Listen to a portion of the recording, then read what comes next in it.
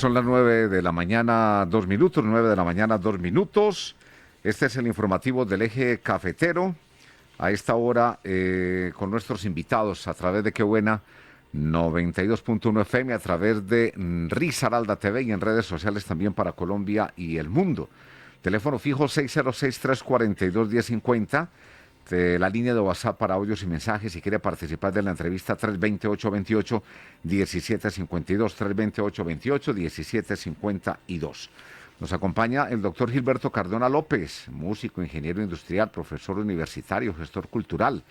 Doctor Gilberto, bienvenido, buenos días, ¿cómo está? Buenos días, mucho gusto de estar nuevamente con todos nuestros amigos oyentes. Bueno, bien pegadito ese micrófono para que se le escuche bien chévere con toda esa información que usted nos trae cada martes aquí también en estas secciones que ha tenido al lado de Julián Chica Cardona, para seguir hablando precisamente de personas que han tenido que ver con Dos Quebradas, que han tenido que ver con Pereira en la historia de estos municipios. Sí, realmente nuestro interés ha sido retomar algunos capítulos de la historia de Pereira y Dos Quebradas en el sentido de reivindicar la presencia de grandes gestores que hicieron que el desarrollo de esta región del país fuera ejemplar y que mediante su recordación se pueda buscar recuperar ese civismo actualmente, recuperar esa cultura ciudadana, ese deseo de emprender y ese deseo de buscar que esta tierra de paz sea una de las tierras mejores para vivir en Colombia. Bueno, y refiriéndonos a eso precisamente, y han venido mencionando varios en el transcurso de los diferentes programas, ¿qué más se pudiera hablar al respecto? Sí, realmente Pereira ha tenido la fortuna de contar con unos personajes que, sin ser nacidos en Pereira, llegaron a radicarse desde principios del siglo XX en nuestra ciudad y se comportaron como unos verdaderos hijos de Pereira. Por allá, terminando el siglo XIX, se menciona mucho la llegada de tres hermanos Marulanda a Pereira, impulsados por un gran colonizador de tierras, un gran empresario ganadero, que los invitó a que se vinieran a buscar futuro, estando ellos muy jóvenes, a esta región. Y entre esos hermanos Marulanda cabe destacar a don Valeriano Marulanda, que se convirtió prácticamente como en el papá de Pereira, que terminó siendo el personaje a quien se consultaban todas las grandes decisiones y quien invirtió sus recursos para hacer que esa primera urbanización de Pereira se hiciera de una forma planificada. Perdón, ¿de dónde venían ellos? Ellos venían de Sonsón. De Sonsón, Antioquia. De Sonsón, Antioquia. ¿Y estamos hablando de qué año más o menos? Por allá en 1880. 1880. Sí, 75-80. Y estaba recién pues venido el padre Cañarte a hacer la fundación de Pereira con algunos cartagüeños, y estos hermanos Marulanda llegaron y se ubicaron en Combia a tumbar monte y a sembrar, y fueron construyendo un camino de comunicación hacia la zona urbana, y luego se vinieron a vivir en la zona urbana y a impulsar el desarrollo.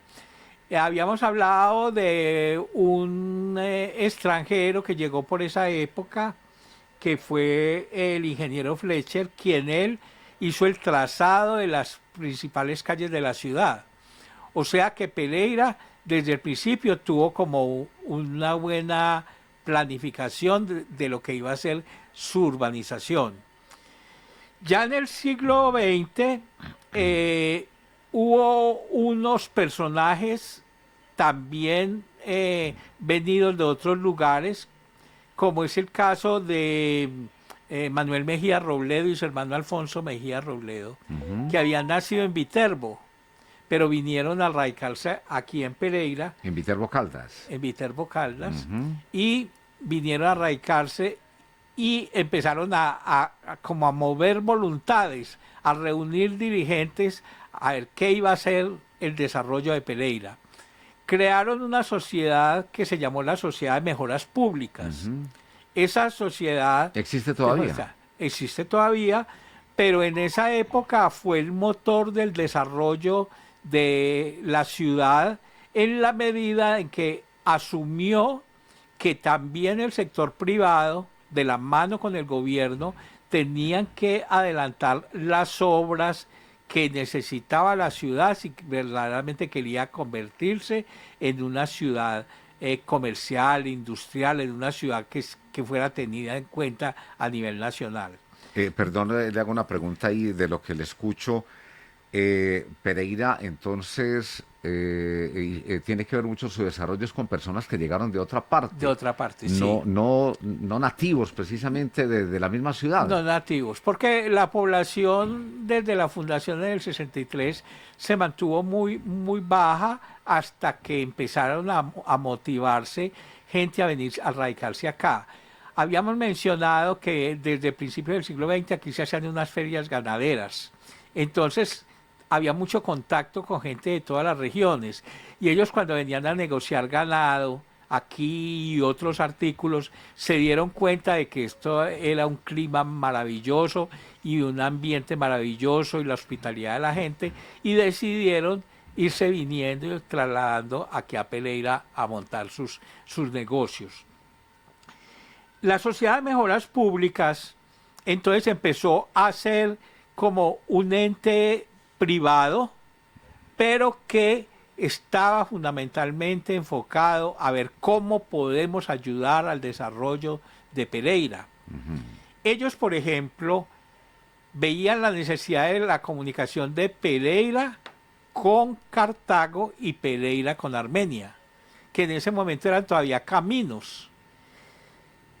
Y emprendieron esa construcción de esa carretera hacia Armenia, no con mucho apoyo de la gobernación de Caldas en esa época, porque Pereira pertenecía a Caldas desde 1905. Pero ellos dijeron, aunque no tengamos ese respaldo inicial, vamos a empezar porque es urgente. Se mencionaba una carretera que se iba a construir de Santa Rosa al Manzano y a salir a Armenia. Y ellos dijeron, no podemos permitir eso porque va a quedar Pereira aislado. Entonces dijeron, así nos toque prestar plata inicialmente y conseguir nosotros los ingenieros para el trazado, pero arranquemos con eso. Y más adelante lograron que en Bogotá el gobierno nacional se interesara y apoyara, y la gobernación de Caldas se interesara y apoyara, y fue así como se construyó la carretera armenia. Que estamos hablando de la presidencia de quién y la gobernación de quién. Eso fue en la presidencia del doctor Bueno, Santos, Eduardo Santos.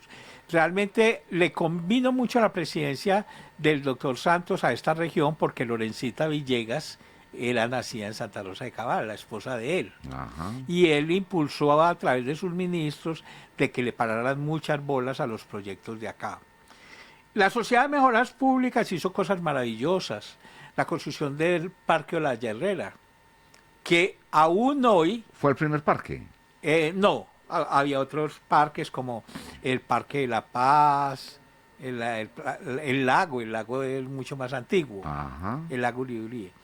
Pero ese parque, por sus dimensiones, pasó a convertirse como en un eje de desarrollo. Y Era como la plaza principal en ese momento. ¿Qué? sí, la plaza donde se iban a desarrollar los grandes proyectos. La estación del ferrocarril se ubicó allí, el terminal de transporte terrestre se ubicó allí, y fue entonces como Pereira se empezó a mostrar a Colombia como una ciudad que no le temía a proyectos costosos, a proyectos de gran envergadura. Había mucha visión. Sí.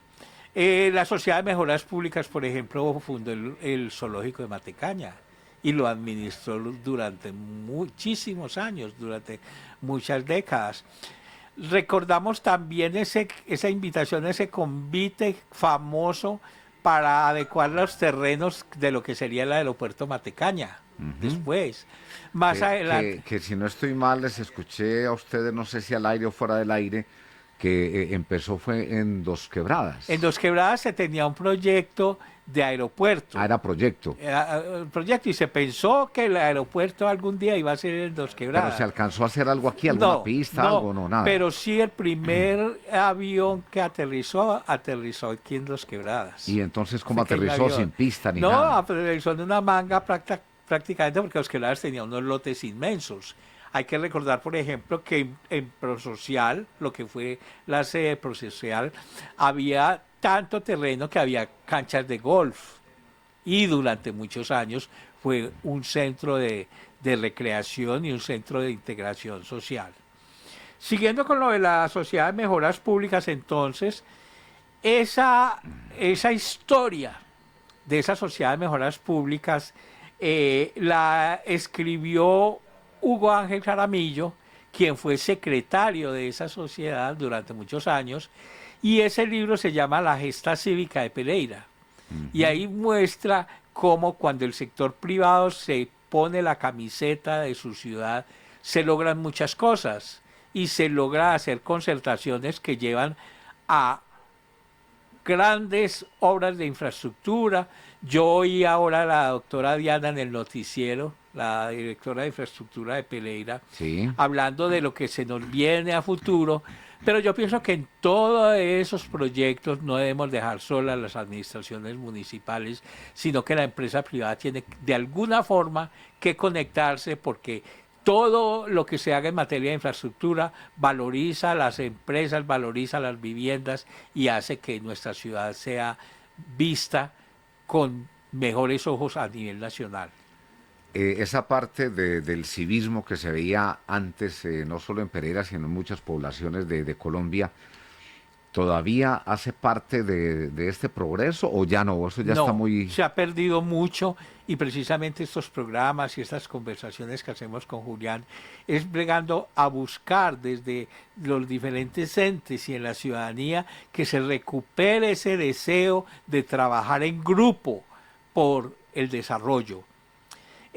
Mencionábamos, por ejemplo, la llegada de colonias extranjeras acá y la fundación de empresas que siguen siendo importantísimas, como La Rosa, como Postobón, Hablando de Dos Quebradas. de Dos Quebradas. Pero es que estos personajes que yo menciono se iban al extranjero a buscar inversionistas para la región. Hoy en día uno dice, el Ministerio de Comercio, el Gobierno Nacional tiene unas oficinas que van a buscar inversión extranjera, con plata nuestra, con plata... No, ellos se iban con plata de ellos. ¿Cómo ¿sí? le parece? A buscar que la gente se viniera acá a construir, a conocer. ¿Y esa plata después se las pagaba el gobierno, no? No, nada. Era platica del bolsillo de ellos. Plata del bolsillo de ellos, de su espíritu altruista, para lograr lo que se logró. Fruto de eso se lograron las primeras emisoras aquí, las primeras plantas telefónicas, una dotación de servicios públicos que en otras ciudades se demoraron más para llegar, como Cali, Medellín, en fin. ¿Por qué? Porque ellos asimismo estaban buscando los últimos avances tecnológicos para traerlos a la ciudad. Pereira tuvo tranvía, por ejemplo. Pocas ciudades de Colombia tuvieron tranvía. Qué pesar que se haya perdido, al menos se hubiera quedado algo para... Eso es muy turístico en muchas partes del mundo. Sí. Ver un tranvía, Sí. darse una vuelta por la parte histórica de la ciudad en tranvía. Eso es muy bueno, muy agradable cuando uno va de No turismo. solo como atractivo turístico sería una maravilla actualmente. Claro. Y hablábamos de cómo esos extranjeros que se fueron ubicando acá y trajeron familias y fundaron empresas, pues al encontrar esa sociedad de mejoras públicas y esa gente tan dinámica, pues no dudaron en apoyarlos. Y gracias a eso, Pereira tuvo pues un gran grupo de dirigentes, ingenieros, abogados, gente que apenas había terminado sus estudios en medicina, en diferentes universidades del país, que vinieron a dotar a la ciudad de los servicios que necesitaba. La campaña, por ejemplo, para el Hospital San Jorge en Pereira se recuerda mucho a nivel nacional porque fue toda una campaña cívica. Cuando ellos decidieron que Pereira necesitaba un hospital, hicieron un reinado para recoger los fondos para empezar a construir el hospital. Y el hospital de Pereira siempre fue independiente, ¿sí? No dependió del Ministerio de Salud en lo fundamental. Tuvo una administración autónoma. ¿Como particular o qué? Sí, como un hospital que no se debía que el gobierno nacional lo hubiera hecho como los otros hospitales del país, sino que fue la ciudadanía. Entonces era un ente cívico controlado, gerenciado por la ciudadanía, ¿cierto? Aunque pues más tarde el Ministerio de Salud empezó a apoyar ciertas obras, ciertas cosas y fundaciones internacionales para dotarlo de las nuevas tecnologías, y más tarde allí mismo se creó la Clínica Carvajal. En el caso del aeropuerto, por ejemplo, también fue una obra cívica propia de Pereira, independiente. Entonces el aeropuerto era como independiente de la aeronáutica civil, ¿sí? Sugerencias, sus recursos los manejaba la alcaldía, y aún hoy los recursos, los ingresos y todo los maneja la alcaldía. Actualmente en una sociedad con un operador aeroportuario que fue el que posibilitó la ampliación y la modernización, pero el ente la voz cantante ahí la tiene el municipio de Pereira. ¿Y el estadio, por ejemplo, el Hernán Ramírez Villegas? El estadio Hernán Ramírez Villegas también fueron convite, la Villa Olímpica se construyó pues con las palas, las picas de los ciudadanos yendo a apoyar, ¿sí? Recordamos mucho pues esa gesta de los Juegos Nacionales en el 74, que fue posibilitada gracias a que una infraestructura deportiva había sido construida décadas antes y la ciudadanía toda se volcó a apoyarla. Otros amoblamientos que todas las ciudades necesitan. Pereira contaba desde el año 1916 con el primer teatro para hacer eventos culturales. Ah, no era de proyección. Sí, era de proyección, pero las características de los que tuvieron los teatros de Pereira eran mixtas, o sea, eran para cine y para escenario para presentar a artistas nacionales e internacionales. ¿Y en esa época qué era? ¿Cine mudo todavía o qué? ¿O ya se presentaban Al principio películas? Cine mudo y después ya vino el cine sonoro. Y un señor, don Francisco Uribe Correa, que en 1916 montó el primer teatro en la Octava con 18. A ver, me ubico. Octava con 18. Sí. Ok. ¿Cómo se llamó ese teatro? Se llamaba el Teatro Caldas. Más tarde sí, fue como un poquito más hacia la 19, pero en ese teatro se presentaron artistas internacionales. Aquí llegaban grandes artistas y la gente tuvo ese contacto con esa cultura internacional. Tenores, sopranos, venían actrices que eran pues súper reconocidas internacionalmente. ¿Y qué eran traídas por qué? ¿Por el mismo señor del teatro? Por los mismos empresarios, eran los empresarios okay. que se unían. Ya. Empresarios, como te digo, de colonias extranjeras con gente de aquí. Podemos pensar entonces que Pereira ha sido una ciudad de inmigrantes. Sí, una ciudad a la que llegó mucha gente porque es que realmente ellos venían y conocían y definitivamente pensaban que aquí tenía que ser. Es muy mencionado el caso de Hilos Cadena, porque los empresarios ingleses vinieron y visitaron muchas ciudades en Latinoamérica para montar una subsidiaria. Y definitivamente cuando llegaron a Pereira dijeron, no, tiene que ser aquí. Y fíjese cuánto lleva Hilos Cadena en Pereira, ¿sí? En desarrollo, generando empleo, generó toda una conurbación. el barrio Kennedy. En el barrio Kennedy. Sí.